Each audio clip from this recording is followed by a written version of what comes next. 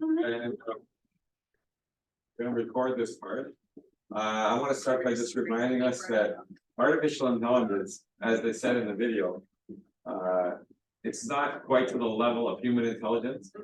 And I found this quote online that it's actually a simulation of a human intelligence. It's not really intelligence. So there are limitations to it. So I want to start.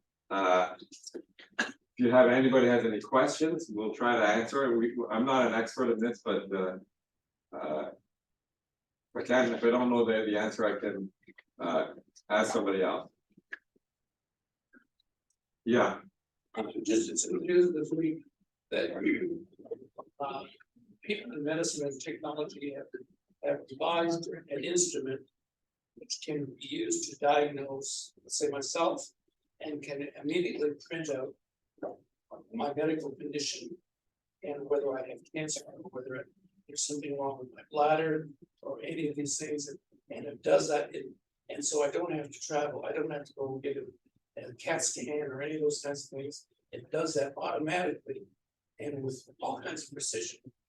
And I said, this is amazing in terms of what it can do. It can help me prevent cancer and all those kinds of things. But like what we've heard today, it can print out that what it finds about me, and I can assume that it's true. But we've heard today that it may not be true. It may be telling me that you are prone to cancer. But maybe in reality, if I asked it, if I went back tomorrow to do this analysis again, it may give me a totally different analysis of who I am and what my conditions. So how do we really, where do we stand on this? How would they diagnose you? It's a brand new piece of equipment, if you can call that. How would they That diagnose a you? researcher at the University of Calgary, he has an instrument. Let's make it very simple. He has a new instrument, let's call it a cam. He focuses his camera with this instrument that he has done. He has all kinds of special electrodes and other gizmo things that he connects to you. And it's able to, it enables him to analyze your medical. So you have to be there in person Oh, to yes. be connected. Yeah. Okay, that was what I was wondering about. Yeah. You had a comment? You had an answer? Yeah. When we're talking about, I look at it this way, AI is a tool, and when he talked about wisdom and understanding and knowledge, let's take it back to That's not really answering the question. In terms with the topic here was this gadget, if you want to call it that. How can I trust it? That's what we're talking about.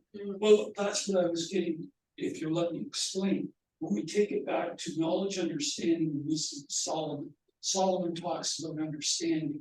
Now, using AI as a tool, where it's our understanding for what we're trying to accomplish with the AI, because AI patterns. Now, our understanding going to the patterning or the machine learning that we're trying to get out, what they're doing today is they're trying to understand the pattern. And that's where you're going to get the most mistakes, because you got a variable of millions, billions, could be even trillions of things that's impossible. You have to take it back to human understanding, because it's so powerful when you take it down to human understanding and then you put it into pattern. But then What you're saying is the problem is that it doesn't have the level of human understanding, and so it's not going to succeed. No, you're just taking our human understanding of that pattern. We're directing it as a tool where we want it to go. You following me? Okay. Okay, it's just like if I have a shovel and I'm digging. But if I get a big machine to do the digging, it can do a lot more. That's what we're doing, is we're taking our understanding and putting it into patterning in the computer. Okay.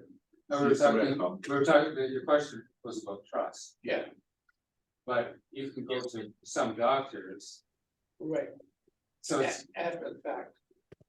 you go to a doctor if you happen to go to the wrong one.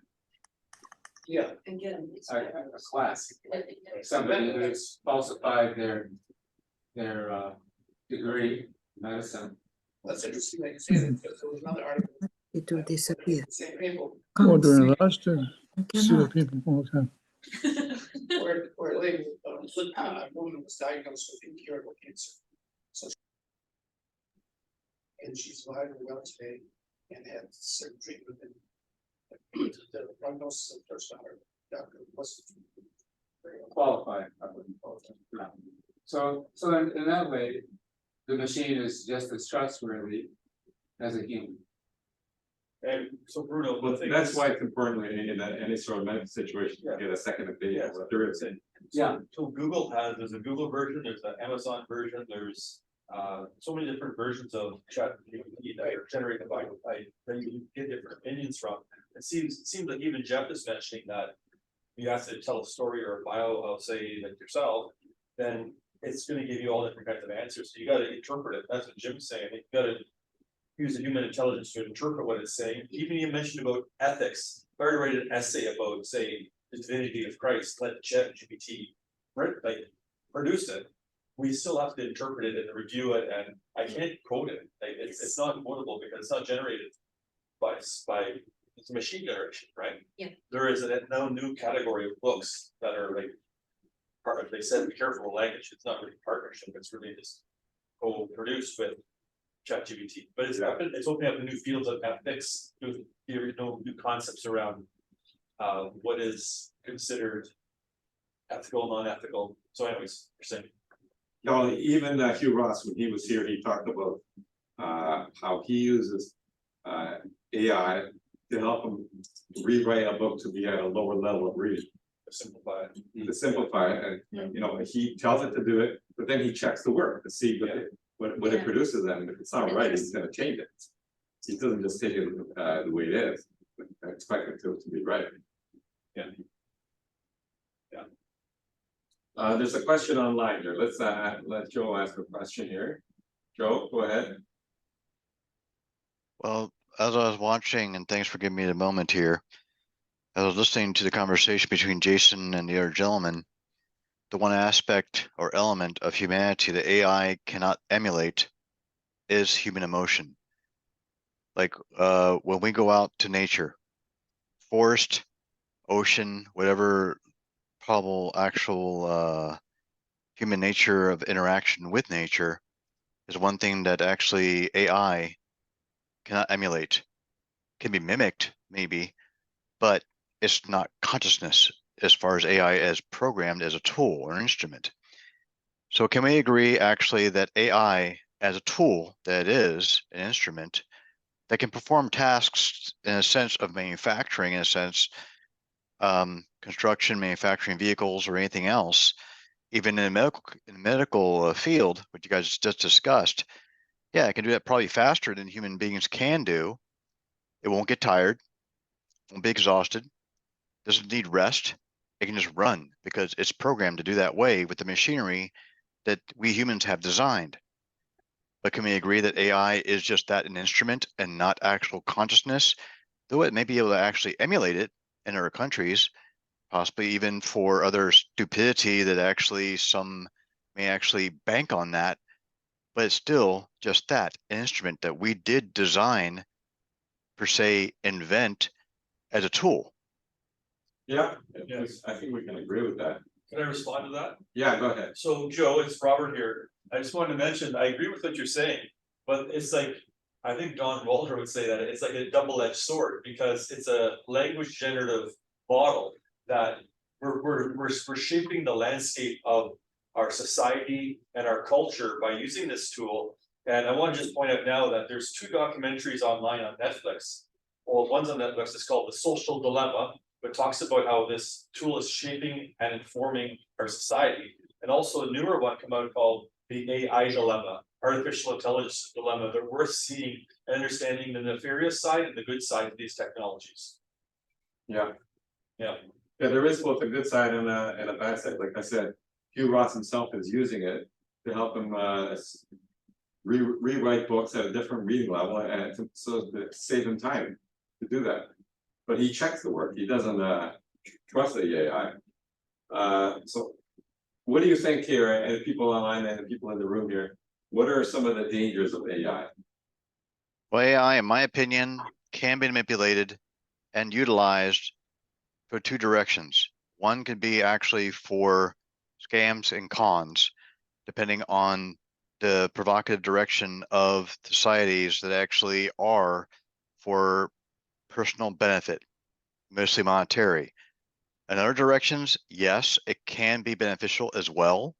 On the flip side, to actually improve upon business in some manners, but the human factor still of relating to each other, AI cannot do that, even though it can mimic or emulate it in some fashions. But we still are emotional beings.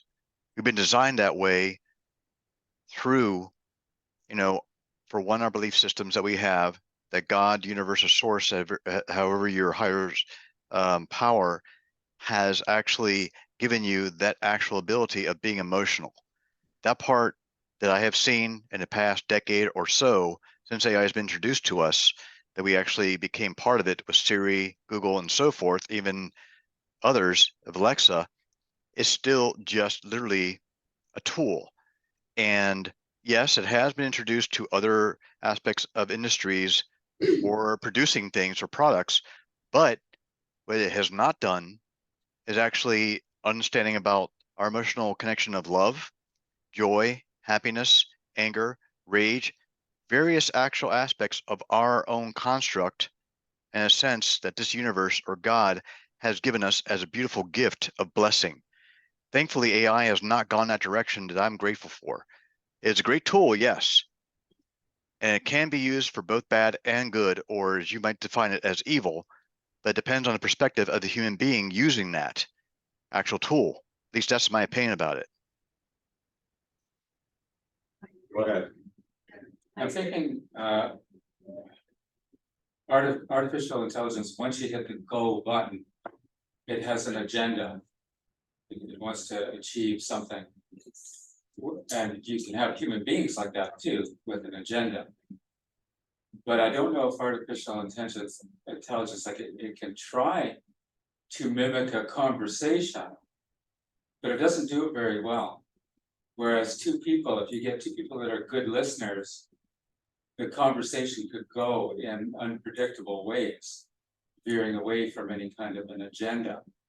And I think artificial intelligence is always stuck on some purpose somewhere that it's trying to get to. So I don't think we're at that level yet, but it may at some point get to that level.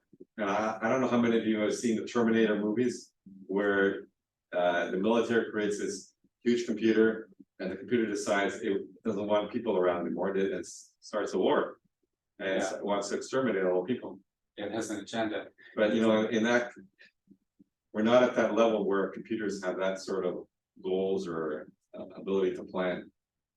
Go ahead. Well, we are at that level where the computers are manipulating. For sure. The algorithms are now looking at everything we're doing and seeing the patterns of our behavior. And they're seeing what they need to do to get us to buy something or head in this or that direction. That's why we need rules, and I don't know why I do know why they're not being put in place, because it's a matter of Yeah, just to add to Jim's point there, there's the idea of purpose and meaning. Like I think Joe's pointing out, there's emotion there that the AI is not quite there yet in terms of love, joy, happiness, anger, rage. But the idea of the AI developing, the idea of defining its own meaning, its own purpose, like we as human beings in God's image have the ability to have a purpose, to have a deeper meaning of understanding that the AI maybe at this level of ChatGPT is not there yet. In the future, I think some of these areas are being approached, 5.0, 6.0 versions of this, but it's not part of this.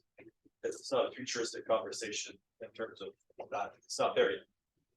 Yeah. Well, have any of you actually seen I want to show you back? an article here, not an article, but a comment from an article written by Brian Livingstone. And how he views that the problem with ChatGPT is it does not have a moral code built into the software. And he said that you can read this on your own, but I'll just read some of the high points here that the typical chatbot has been trained by the contents of the web, and they're simply following the patterns of millions of online discussion forums. And so it's copying and learning the attitudes of people, how people, get angry when they're not able to get the point across. And so it says that you need to have a moral code in order to handle these situations. And AI right now does not have it. And you can't trust the answer because unless you already know what the correct answer is, you can't evaluate what it's telling you. I'll send you this paragraph here, these 2 paragraphs here when I send out the summary. Can I pose another question here if you don't mind? Yeah, Have any of the people here online or off or there at the location have ever seen the movie that was released back in 1995 called The Net with Sandra Bullock? Yes. Yeah. It's actually an excellent example of a movie storyline regarding a woman who was actually a hacker, worked with Apple, and because of the fact that the computer age at that time, they actually manipulated, for one, the medical community. It actually was manipulated in order to even give medication to her mother that was actually falsified by another business, online only, and she was able to defeat it because she was intelligent enough, had to go basically, facing a perpetrator that literally she destroyed his business through a stroke of a key, literally, just deleted it completely and put it on disk. Well, that aspect of what was not even introduced yet before 21st century gives a good standing point, if you think about it, of what AI can be controlled by us in order to actually program it to, like what you just read there about what ChatGPT can do, but it's programmed that way. It can emulate emotion, but it's not conscious at all. It actually just follows whatever we give it. That's how it learns. It does use the internet, yes, because it's actually taught that way or given that instruction. But what it does not do is actually judge, which we do. That's human factor. The human emotion side of it is only emulated. It's not actual true inspiration, which we receive and have in our hearts. AI does not have a heart. It's not consciousness in itself, but can definitely be mimicked. And even the idea about Terminator, yeah, that the Skynet idea can be introduced, but that depends on us. Yes. thank you. Go ahead. When he says about Skynet introduced, I mean, we're already there. Russia is looking for 1 million people for their AI program. And they're gonna have one of the most advanced AI programs in the world coming up. So unless we start looking at controlling and having a foundation of it, it's a very serious thing, because they're talking about millions of drones. Yeah, Millions. what's not being said is that, like, there was in 1965, there was a race to space to get the man on the moon. There's a super race for AI supremacy in the world. Once the Russians, the Chinese, the US, all nations are like running hand over fist to get AI supremacy because it is a golden tool. That's what's not being said in the news. But there's also places in government and the UN where they're trying to, and Elon Musk is aware of this too, where they're trying to put in regulations and restrictions. Yeah. It's just like the space race. Other things, men want to just remove all the barriers and go straight for the gold. And that's something that can't be controlled. And I think that's where our sovereign God, our God who is sovereign over the nations, he's a king of kings, and he looks at the nations and he laughs at the nations. Psalm chapter 1 says, why does the nations rage and the men imagine a vain thing? Psalm chapter 2. God will install his king on his holy hill in Zion. Christ Messiah will come back and he will install his king in Jerusalem. And that's the hope that we have, that men may try, but God sets the sovereign boundaries around things. He sets the distance between how far the ocean goes and how far the land goes. He's drawn the states that he set the tectonic plates in place. He's done those things. Yeah. Right? Yeah, So- but what you brought up is the risk that AI can be misused by a government. Yes. I know right now, even in China, the government uses computers, face recognition to watch all the people, make sure that they are falling in line and doing what they want. Yes, you have that in China where the governments are using AI to facial recognition. What's not being said is that at this time, there's a lot of technology that are triangulating. So we're talking about ChatGPT. What we're not talking about is robotics. How is the robotics interface with this? Synthetics, how about other astronomy, other biology, he's mentioned the use of the development of biological weapons and chemical weapons, the various sort of thing. There's documentaries online that talk about those things. Yeah. How they're trying to put stops in place. These things are discussed in the highest place of the government right now. Yeah. Especially around, because these technologies have been out in the last year. Yeah. The various actors want to get involved with that stuff. Well, they're trying to come up with a treaty between the various governments that they won't use, intelligent weapons. So they could make a drone that would just go and start killing people. Yeah. But there are rules against doing that, but whether some nations may not follow those rules, who knows? Or it gets in the hands of a terrorist group. Yeah. Go ahead. Yeah, I just feel like Asians should speak out and female should speak out. That's why I put up my hand. So I definitely agree with the interviewee, like what he said, AI is just a tool and an instrument, like a gun, right? So we have good people using it, then we have bad people using it. And then so what could be the possible dangers coming from AI, like fake news, right? Or government misusing it, and then so set off, let's say, missiles or autonomous weapons, right? Yeah. And then also like there is online fraud all the time. And then now AI can collect my personal information and then knows me better than anybody else does, right? And then so someone can use that and then actually fraud me, get money out of me, right? And also, so we were talking about a really popular movie called She. Yes. Yeah, and then so that woman that's an artificial woman, right? And then this man in real life fell in love with this computer her, and then so because this woman is extremely intelligent, just like AI, open ChatGPT, right? So she collects his information and then she evolves with analyzing this man and then what makes him happy, what makes him unhappy, and therefore they were able to bond on a very deep level. So then I think on one way that is good. It's like, it can like take away some loneliness, but then in the long term, I think then it harms people's connections. Like what the phones have been doing, right? So now we spend 10 hours with our phone more than the time we spend with our family or beloved ones. So that is also a danger from AI. Right. Yeah. Because God says we are about to love God wholeheartedly and also take care of each other, love each other and lift each other up. And now we don't have time for the other people. Just use my phone and AI. Yeah.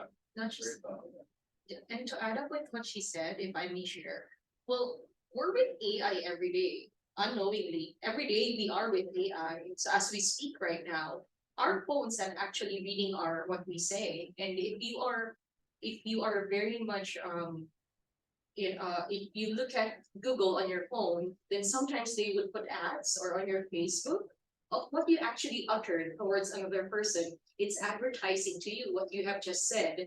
So we're actually now being controlled. So nothing is safe, because this one we're being spied at. Have you experienced that you were talking to somebody? Yes, many times. Oh. So this one, But do you have the voice like Siri enabled or?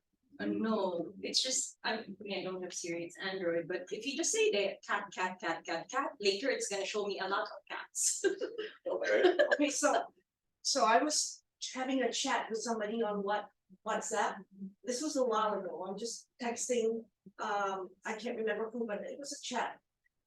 And there was no voice control, recording. It was just typing, entering letters. And then when I opened I think it was Facebook or it could be YouTube. They were sending me ads based on my conversation in WhatsApp. So they, the content, it's being spied on, it's meta. Yeah, Yeah, yeah, So that's not really AI, for but that, no, that's not AI, but just yeah, piggybacking on what she said. yeah, it's like a system. So I get around that by now dividing my devices up, like one device has this, one device has that, and they are not connected. yeah. One has no Google at all. Oh, wow. Okay, anybody have any questions online? Hilmar, did you have a question? No, No, I do have a statement, however, regarding Facebook. People in Belarus lobbied Facebook to improve their privacy policy. So now there's actually a way that you can remove your history completely from Facebook. They'll still, if people take screenshots and so forth, it'll still be around, but at least they have a method of doing that because of the repression there. But I don't have any further comments. all right, thank you. Well, maybe we're gonna end it here, it's 9 o'clock. And we'll see you all next week, hopefully. And you'll get a summary in your email box, about a week of tonight. Thank you for coming. Thank you. I would like to ask a question for the people in this room. Yeah. It might not be AI because I don't